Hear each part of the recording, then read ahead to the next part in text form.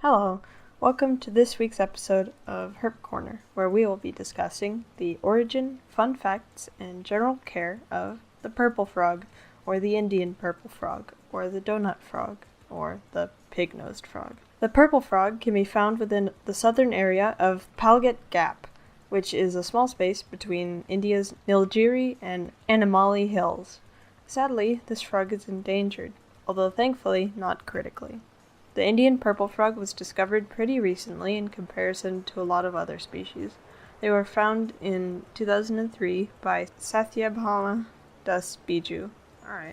who worked in the Tropical Botanic Garden and Research Institute. Now for some fun facts. Number 1. They're the only living species from the genus that lived 130 million years ago. Number 2. The pig-nosed frog only comes out for a couple of weeks a year in breeding season, then returns back underground. Their breeding season is also when a monsoon occurs. Number 3. Purple frogs are sexually dimorphic. The males are only a third the size of a female. This is common in sexual dimorphism since it makes it easier for the males to latch onto the females during mating. Number 4. The clip I played at the beginning was a male's mating call. They also vocalize whenever danger is nearby. Although danger can only be nearby during mating season, that's when they're most vulnerable. Number 5. The pig-nosed frog is the anteater of termites. They stick their touch-sensitive nose in the termite mound and suck up as many as they care to.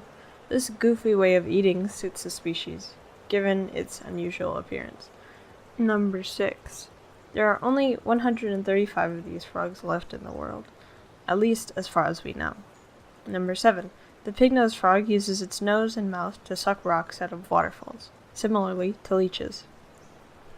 Now for their general care. At this current date, there aren't any available care sheets or even sellers for or of this animal. Although, taking their habitat and temperament into consideration, we can find out what conditions this animal would thrive in. A high humidity would be ideal, with a good majority of their enclosure to be a dirt substrate. They spend most of their time underground in the dirt, so any kind of high humidity burrowing substrate would be ideal. Since they're only documented to grow up to 2 to 3 inches, a small 10-gallon enclosure would be suitable. Although they aren't an arboreal species, some climbing enrichment should be provided. For instance, a medium-sized rock or a small log.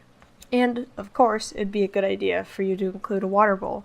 Their diet consists of termites, ants, fruit flies, mealworms, crickets, and small roaches.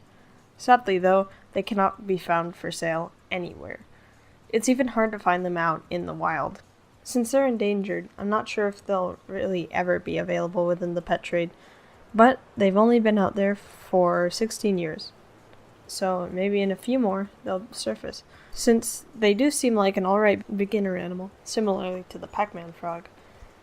Although, only time can tell if they become even nearly as mainstream. Anyways, thank you for tuning into this episode. All my sources are in the description, and I'll see you next time.